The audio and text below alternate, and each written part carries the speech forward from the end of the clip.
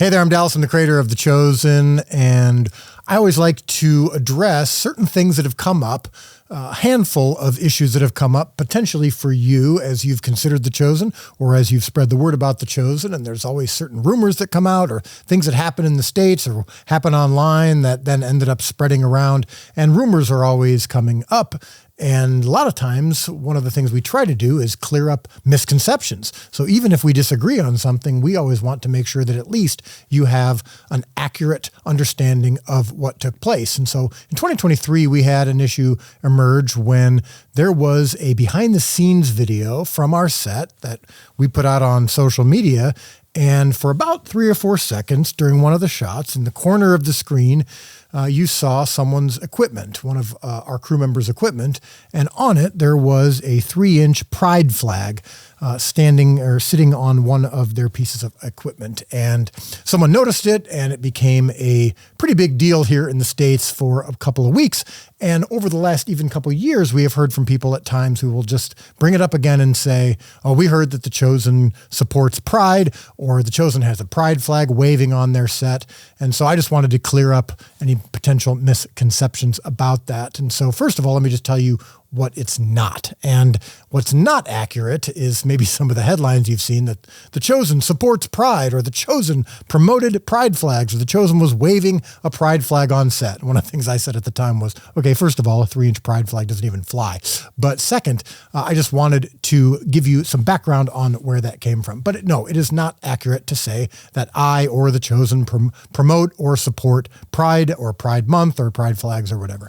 But here's what is the background of it. And that is that, number one, I want you to be fully aware that no one but me controls or influences the content of the show itself. The Chosen content, the seasons that you've seen, the writing that you've seen is ultimately controlled by me. There are no outside influences from other faiths or denominations or other people who have no faith. I'm in control of the content. However, we do not have a religious or political litmus test for who we hire on our set. We are a for-profit company. We're not a church or nonprofit ministry. And so there's certain laws about that, of course. And we have a range of people on our cast and crew, and many of them happen to not be believers, which is perfectly fine with me. In fact, it's actually a great thing because we have an opportunity to have influence on lots of people. But out of the several hundred cast and crew members that we have on any given year, there is a range of beliefs and backgrounds, and we do not have a test for who is qualified to help us deliver this show to the world. And so some of our best crew members and some of our favorite cast members do not have a faith or faith background.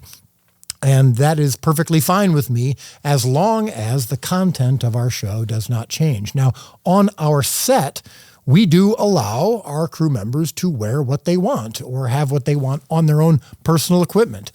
I believe if you worked for someone in a public company or a for-profit company and you had, for example, a sticker on your own computer or laptop that supported your beliefs, whether it was a cross or something that reflected your belief in Christ or maybe your political beliefs, you would be upset, I would contend, and we experience that sometimes here in the States, if your boss forced you to remove that. Well, we have the same policy. Unless something is outright vulgar, we do not have a policing system for what people have on their own personal equipment. We love our cast and crew. This crew member who works for us, who had a pride flag on his equipment, is one of our favorite crew members and works extremely hard for this show and has done a tremendous job. You have benefited greatly from his work on this project. And so we don't police our cast and crew's social media. What they want to express on their own personal pages is up to them, or what they wear or what they have on their equipment. And we have had an opportunity to have tremendous impact on our cast and crew who have been on our set. So one thing that I also like to point out to people is I'd like to compare sometimes this to, for example, a Bible. When you read your Bible, the content doesn't change and hasn't changed, of course, for thousands of years.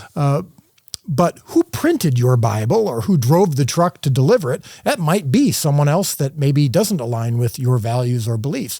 But that doesn't impact the Bible itself. And the same is true with our show. We always ask you to consider to just let the show speak for itself. I am a flawed person.